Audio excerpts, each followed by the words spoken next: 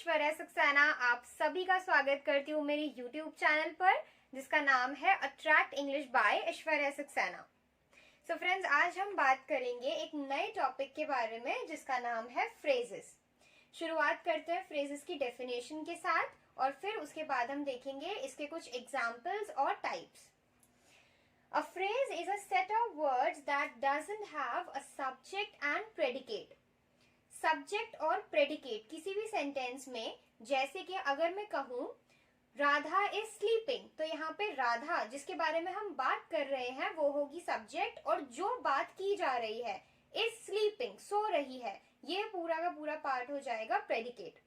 तो जब हम बात करते हैं फ्रेजेस के बारे में, ये एक ग्रुप होता है वर्ड्स का। जैसे कि एक सेंटेंस एक ग्रुप है, शब्दों का समूह है, वैसे ही फ्रेज भी शब्दों का एक समूह होता है। लेकिन दोनों चीजों में फर्क ये है कि एक वाक्य, एक सेंटेंस अपने अर्थ को पूरा करता है, लेकिन एक फ्रेज जो है उसका अर्थ अधूरा होता है।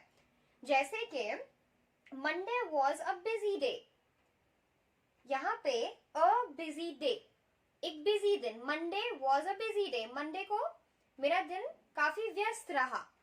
लेकिन अगर मैं सिर्फ इतना कहूं एक व्यस्त दिन था, Monday was a busy day, तो सिर्फ इतने से पार्ट से अ बिजी डे हमें क्लियर नहीं होता है कि क्या बात कही जा रही है। उसी तरीके से this dress is really beautiful, यह ड्रेस वाकई खूबसूरत है। अब यहाँ पे रियली ब्यूटिफुल सिर्फ इतना ही पार्ट फ्रेज है। तो अगर मैं कहूँ काफी खूबसूरत है, तो क्या इससे समझ आ रहा है कि मैं क्या कहना चाहती हूँ या किस बारे में बात हो रही है? वो सारा का सारा अर्थ जो है वो नहीं समझ आता। तो इसीलिए ये है फ्रेजेस जो कि अपने अर्थ को पूरा नहीं कर पाते, और यही फर्क है सेंटेंस और फ्रेजेस के बीच में। अब हम बात करते हैं टाइप्स के बारे में। फ्रेजेस के कई सारे टाइप्स हो सकते हैं, जैसे कि noun phrase, verb phrase, adjective phrase, preposition phrase, gerund phrase, infinitive phrase. तो ये बहुत सारे टाइप्स हैं। अब अगर आप ध्यान से देखेंगे तो हर एक टाइप जो है वो इंग्लिश ग्रामर का एक टॉपिक ही है। जैसे कि नाउन है, सारे ही लगभग जो यहाँ पे वर्ड्स हैं वो सभी इंग्लिश ग्रामर के टॉपिक्स हैं। तो इन टाइप्स को समझने के लिए जरूरी है कि हमें इन टॉपिक्स की कुछ जानकारी हो। जैसे कि नाउन फ्रेज क्या है, ये जानने के लिए हमें पता होना चाहिए कि नाउन क्या होता है। तो अगर आपको इन टॉपिक्स की पहले से जानकारी है तो बहुत अच्छी बात है, और अगर नहीं है तो मैं इनका एक छोटा सा इंट्रोडक्शन देती हुई ही इन टाइप्स के साथ में आगे बढ़ूंगी। अब हम बात करेंगे फ्रेजेस के सबसे फर्स्ट टाइप के बारे में, जो कि है noun phrases. A noun phrase consist of a noun and modifiers.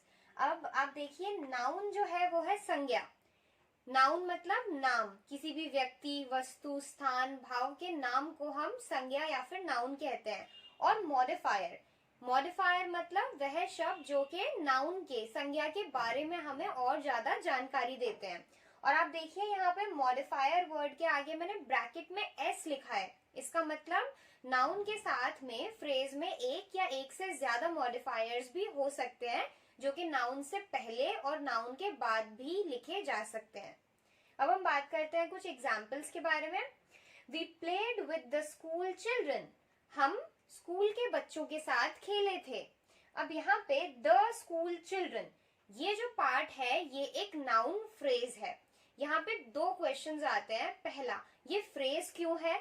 ये फ्रेज इसलिए है क्योंकि ये ग्रुप है वर्ड्स का, एक से ज्यादा वर्ड्स हैं ये द स्कूल चिल्ड्रन। दूसरी चीज, अगर आप इन्हें सिर्फ इतने ही पार्ट में देखेंगे द स्कूल चिल्ड्रन, तो ये अपने आप में पूरा मतलब नहीं निकालते, इनका अर्थ जो है वो अधूरा है, तो ये फ्रेज है।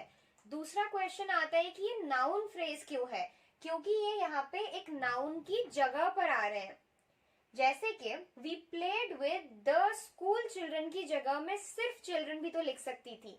तो अगर मैं कहूं वी प्लेड विद चिल्ड्रन, तो चिल्ड्रन वर्ड जो है वो नाउन है, और उस नाउन की जगह पे हमने इस फ्रेज का यूज किया है द स्कूल चिल्ड्रन, तो इसलिए ये हो गया नाउन फ्रेज। अब इस नाउन फ्रेज में जो नाउन है वो है चिल्ड्रन। हालांकि यहाँ पे स्कूल वर्ड भी नाउन ही है, लेकिन अगर मैं कहूं वी प्लेड विद स्कूल तो ये गलत है। तो इसीलिए इसीलिए यहाँ पे चिल्ड्रन जो है वो मेन नाउन है और चिल्ड्रन के बारे में जानकारी दे रहे हैं ये दो वर्ड्स, द और स्कूल। कौन से बच्चे? स्कूल के बच्चे। तो ये दोनों वर्ड्स हो गए modifiers. Second, have you seen today's newspaper? क्या तुमने आज का अखबार देखा? यहाँ पे टुडेज न्यूज़पेपर, ये जो दो वर्ड्स हैं ये मिलके फ्रेज बना रहे हैं और ये भी एक नाउन फ्रेज है, क्योंकि मैं चाहती तो हैव यू सीन न्यूज़पेपर सिर्फ इतना भी कह सकती थी, लेकिन मैंने यहाँ पे एक फ्रेज, क्योंकि एक से ज्यादा वर्ड है तो ये फ्रेज है टुडेज न्यूज़पेपर, तो ये नाउन यानी कि न्यूज़पेपर वर्ड जो नाउन है उसकी जगह पर हमने लिखा है टुडेज न्यूज़पेपर, तो इसलिए ये हो गया नाउन फ्रेज। यहाँ न्यूज़पेपर नाउन है और टुडेज जो है वो मॉडिफायर है, क्योंकि वो न्यूज़पेपर के बारे में जानकारी दे रहा है कि हम आज के अखबार के बारे में बात कर रहे हैं। चलिए, तो अब हम चलते हैं एडजेक्टिव फ्रेजेस की ओर। ये दूसरा टाइप है फ्रेजेस का, और जिस तरीके से नाउन फ्रेजेस मतलब वो फ्रेजेस जो नाउन की तरह या नाउन की जगह पर हम काम में ले रहे हैं, उसी तरीके से an adjective phrase is a group of words working as an adjective in a sentence। मतलब के adjective phrases क्या है? जब एक फ्रेज को हम एडजेक्टिव के रूप में यूज करते हैं एक सेंटेंस में, तो वो एडजेक्टिव फ्रेज कहलाता है। एडजेक्टिव्स क्या होते हैं? ये वे शब्द होते हैं जो कि किसी भी संज्ञा या सर्वनाम यानी कि नाउन और प्रोनाउन के बारे में जानकारी देते हैं। जैसे कि अगर नाउन है फ्रॉक और उस फ्रॉक से पहले मैंने एक वर्ड यूज किया ब्यूटीफुल, ब्यूटीफुल फ्रॉक, तो फ्रॉक नाउन है और नाउन के बारे में जानकारी दे रहा है वर्ड ब्यूटीफुल। कैसी फ्रॉक है? सुंदर। तो ब्यूटीफुल जो है वो एडजेक्टिव होगा। अब देखते हैं कुछ examples. Riya gave me a cup full of coffee. यहाँ पे कप जो है वो नाउन है और कप कैसा है? कॉफी से भरा हुआ, फुल ऑफ कॉफी। तो कप के बारे में जानकारी दे रहा है ये पूरा फ्रेज, फुल ऑफ कॉफी, यानी कि ये यहाँ पे एडजेक्टिव का काम कर रहा है, और क्योंकि ये एक समूह है शब्दों का, एक ग्रुप है, तो इसीलिए ये हो गया adjective phrase. Next, a girl from India won the race. एक लड़की जो कि भारत से थी रेस को जीत गई। तो यहाँ पे अ गर्ल, गर्ल क्या है? नाउन। और गर्ल के बारे में क्या क्या पता चल रहा है? कि वो इंडिया से थी, फ्रॉम इंडिया, और उसने रेस को जीता, वन द रेस। तो ये पूरा जो पार्ट है ये अगेन एडजेक्टिव का काम कर रहा है और इसीलिए ये हो गया adjective phrase. So I hope कि आपको ये टाइप समझ आए होंगे। अब हम बात करते हैं कुछ और टाइप्स के बारे में। A verb phrase is a group of words working as verb in a sentence. Verb का मतलब होता है क्रिया। क्रिया मतलब जब हम एक ऐसे शब्द को इस्तेमाल करते हैं जो किसी भी घटना के होने के बारे में जानकारी दे, तो वह शब्द क्रिया कहलाता है। तो जब एक फ्रेज किसी भी सेंटेंस में क्रिया की जगह पर हम काम में लेते हैं तो उसे हम वर्ब फ्रेज कहते हैं। Example, she had been working since morning. वह सुबह से काम कर रही थी। तो हैड बीन वर्किंग, कर रही थी, ये पूरा पार्ट जो है ये क्रिया को दर्शा रहा है कि काम कैसे हो रहा था। वह सुबह से काम कर रही थी। तो ये पूरा पार्ट हैड बीन वर्किंग, ये एक ग्रुप है वर्ड्स का जो अपने आप में एक पूरा अर्थ नहीं रखता, हैड बीन वर्किंग, तो इसीलिए ये है फ्रेज। और क्योंकि ये यहाँ पे एक वर्ब का, एक क्रिया का रोल अदा कर रहा है, तो इसीलिए ये हो गया verb phrase. Next, they may have reached home by now. वे अब तक घर पहुंच चुके होंगे। तो पहुंच चुके होंगे, ये जो पूरा पार्ट है सेंटेंस का, ये क्रिया को दर्शा रहा है कि पहुंच चुके होंगे, कुछ क्रिया हो रही है यहाँ पे या अंदाजा है क्रिया के होने का। तो मे हैव रीच्ड ये है एक फ्रेज, और क्योंकि ये क्रिया की तरह, वर्ब की तरह यूज हो रहा है, तो ये है verb phrase. Next, prepositional phrases. A prepositional phrase is a group of words working as a phrase in a sentence. तो prepositions क्या होते हैं? जिस तरीके से मैंने आपको verb समझाया, तो ऐसे ही preposition भी एक important topic है इंग्लिश ग्रामर का, जो कि एक सेंटेंस में नाउन यानी कि संज्ञा का दूसरे शब्दों के साथ, वाक्य के दूसरे शब्दों के साथ संबंध बताता है या बनाता है उसे हम कहते हैं प्रेपोजिशन। तो जब शब्दों का एक समूह जो अपने आप में पूरा नहीं है, जिसका अर्थ अपने आप में पूरा नहीं है, जब वो एक प्रेपोजिशन की भूमिका निभाता है एक सेंटेंस में, तो उसे हम कहते हैं prepositional phrase. Example, a tractor was passing through the farm land.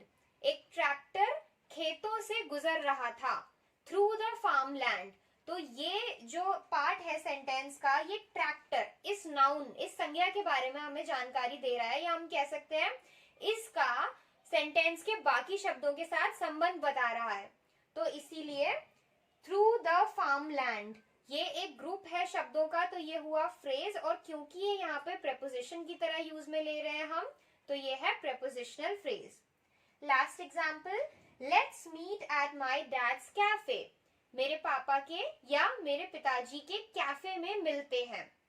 तो लेट्स मीट कहा, एट माई डैड्स कैफे। अब आप देखिए कि जो प्रेपोजिशंस हैं उनके बहुत सारे अलग अलग रोल्स होते हैं सेंटेंसेस में, जैसे कि वो टाइम बताने के काम में आ सकते हैं, या फिर डायरेक्शन बता सकते हैं, प्लेस पोजीशन बता सकते हैं। तो इस तरीके से प्रेपोजिशनल फ्रेजेस के भी अलग अलग रोल्स हो सकते हैं सेंटेंसेस में। अब हम बात करेंगे जेरंड फ्रेज के बारे में। It is a present participle acting as a noun in sentence with modifiers. So gerund phrase, सबसे पहले हम बात करते हैं gerund के बारे में। gerund इंग्लिश ग्रामर का एक बहुत ही इम्पोर्टेंट टॉपिक है। gerund वर्ब का ing फॉर्म होता है जो कि किसी भी वाक्य में संज्ञा यानी नाउन के रूप में काम में लिया जाता है। For example, swimming is my hobby. तो यहाँ पे स्विमिंग सब्जेक्ट है सेंटेंस का, और सब्जेक्ट जो है वो या तो नाउन होता है या प्रोनाउन होता है। तो जब हम कहते हैं स्विमिंग इज माई हॉबी, तो मैं स्विमिंग वर्ड के जरिए किसी क्रिया के होने के बारे में नहीं बता रही हूँ, मैं सिर्फ इसको एक नाउन की तरह यूज कर रही हूँ, स्विमिंग इज माई हॉबी। तो इसी तरीके से जब हम एक जेरंड के साथ में मॉडिफायर का भी यूज करते हैं, मॉडिफायर मतलब ऐसा वर्ड जो उस जेरंड के बारे में और इंफॉर्मेशन दे, तो वो जेरंड फ्रेज के रूप में हम देखते हैं। Riding a bike is my hobby. Bike riding करना मेरी हॉबी है। तो राइडिंग अ बाइक, यहाँ पे राइडिंग जो है वो आपको वर्ब लग रहा होगा, लेकिन ये जेरंड है क्योंकि ये वर्ब का एक फॉर्म है जो कि नाउन के रूप में यहाँ पे यूज में लिया जा रहा है। और अ बाइक, राइडिंग क्या राइड करना, बाइक को राइड करना इज माई हॉबी। तो ये राइडिंग अ बाइक साथ में एक जेरंड फ्रेज की तरह हम देख सकते हैं। Next, writing a diary works as stress buster at times. Diary लिखने को हम अक्सर एक स्ट्रेस बस्टर, यानी कि जब हम बहुत ज्यादा स्ट्रेस में होते हैं तो डायरी लिखने से स्ट्रेस हमारा कम हो जाता है, तो उस तरह से भी हम इसको काम में ले सकते हैं। सो राइटिंग अ डायरी, यहाँ पे राइटिंग जो है अगेन वर्ब है, लेकिन क्योंकि ये यहाँ पे सब्जेक्ट है तो ये नाउन की तरह काम में लिया जा रहा है, तो ये हो गया जेरंड। और राइटिंग क्या, अ डायरी, तो राइटिंग अ डायरी क्योंकि अ डायरी मॉडिफायर है और ये है जेरंड, सो साथ में मिलके ये बन गए जेरंड फ्रेज। आते हैं अब इंफिनिटिव फ्रेज की ओर। An infinitive phrase, infinitive along with its object or modifier is known as an infinitive phrase. अब infinitive क्या है? जिस तरीके से gerund verb की ing फॉर्म है जो noun की तरह यूज में आती है, उसी तरीके से infinitive जो है वो to2 प्लस verb की बेस फॉर्म, ये दोनों साथ में जब verb की जगह noun की तरह हम काम में लेते हैं तो infinitive कहलाती है। जैसे कि to swim fluently is what I wish to learn. यहाँ पे to swim करना ही वो चीज है जो कि मैं सीखना चाहती हूँ, इस सेंटेंस का ये पूरा मतलब है। सो यहाँ पे to swim जो है वो infinitive है और fluently जो है वो modifier है। to swim fluently ये टोटल है infinitive phrase। इसी तरीके से to run fast is Ram's talent. Ram का टैलेंट क्या है? तेज दौड़ना। टू रन ये है infinitive, two plus form, base form verb की, यानी कि बेस फॉर्म मतलब ना उसमें ईडी होगा, ना आईएनजी होगा, ना एस होगा, कुछ भी नहीं। सो टू रन, और फास्ट जो है वो मॉडिफायर है। टू रन फास्ट ये पूरा है इंफिनिटिव फ्रेज।